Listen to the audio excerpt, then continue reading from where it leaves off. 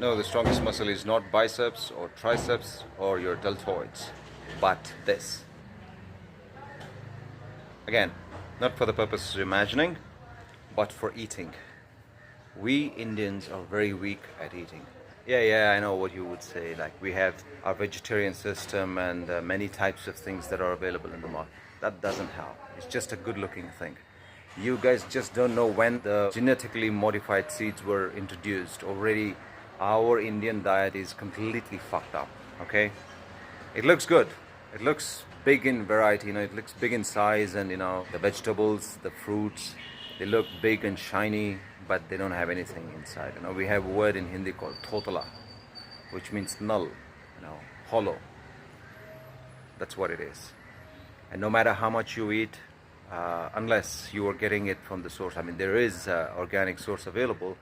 If you live in a village, or if you get your things from a village, some trusted source, then it's possible to source the raw material, but it's just not even 25%, really speaking. And if you're like me, a city dweller, or even a town dweller in India, you have very less chances of getting the real organic powerful material. And on top of that, I'm a South Indian, and our South Indians eat loads of rice, man. In plain simple words, guys, rice that we get in India is a toilet material, which means it goes from here and goes out from there, and that's it. It barely gives you any protein that you can think of, Well, if you doubt my words, there's an interview of your Sadhguru of Isha Yoga in Coimbatore. I think he was in US or something, and he asked why you guys don't import our rice, and the answer that he got was that our rice has nothing in it, just hollow, which means it lacks protein. So they import rice from other Asian countries that is real rice, that has real capacity in it. You understand what I'm saying? It's not only about rice, it's about many things. It's about almost everything. Okay, what looks good, what looks plenty for a reasonable price is not really the thing. Food is expensive right now, and you have to spend enough for food. It's got to be a discipline. Okay, and why I said tongue was that our diet, Indian entire diet, is tongue focused, taste focused. As long as there's great taste, see, that's the thing. You have to understand. In order to live a life full of longevity and reverse aging and some shit like that.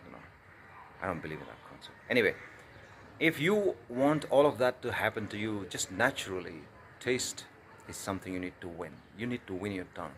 And we have lost this real sense of taste. This is a bit of a science you need to understand. See, there's a movie, the present James Bond, Daniel Craig.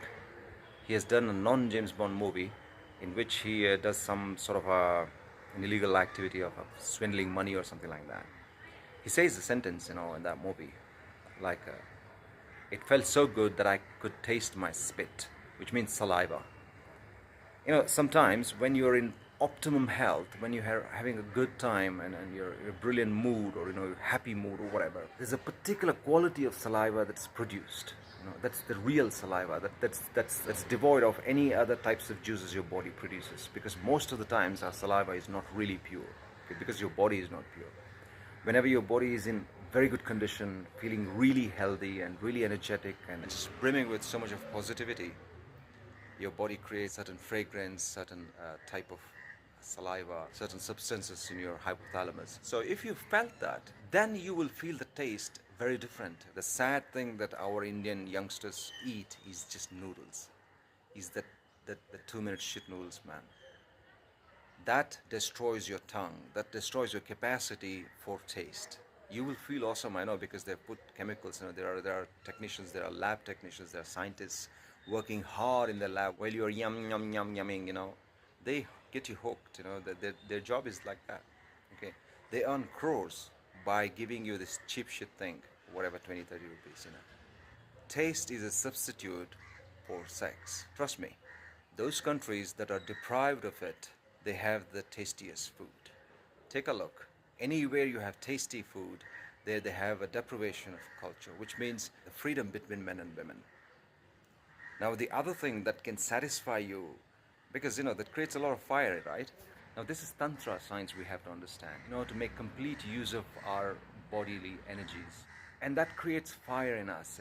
Not being able to share creates enormous fire. That's when you see family people or people in the society or teachers coming in your way and making a mess. Because when you're a youngster, you don't understand what is the problem if I sit with someone that I like, that we hold hands, that we share a few moments. You wondered, I think, and I've wondered, what is the problem of the world? The problem of the world is that if they have not done it, then there's a lot of fire that's created. Now, how are you going to satisfy? Because when the fire is created in your body, you just restless and you don't know what to do. That turns into anger, turns into frustration.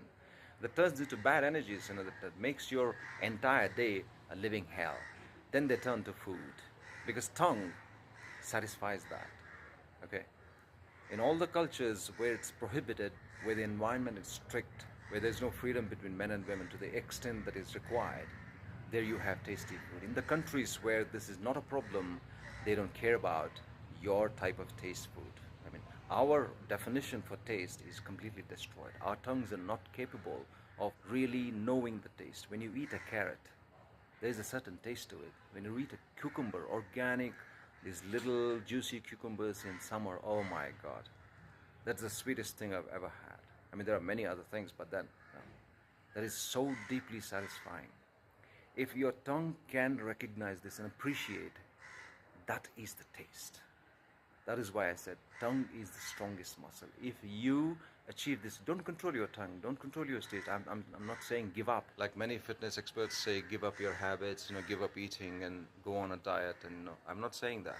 Just get back to your tongue's original sensitivity. Once you achieve that, once you appreciate things as they are, trust me, your body just starts listening to whatever you want to do. Instead of going for these crazily buttered, crazily sugared things, for a week's time, just try simple things that give you pleasure. And wait until you're really hungry. Wait until, that builds up inside, the craving for it. And then have it. You would be able to appreciate, And before you eat your favorite part of the meal, eat all that is protein and just fill up the space.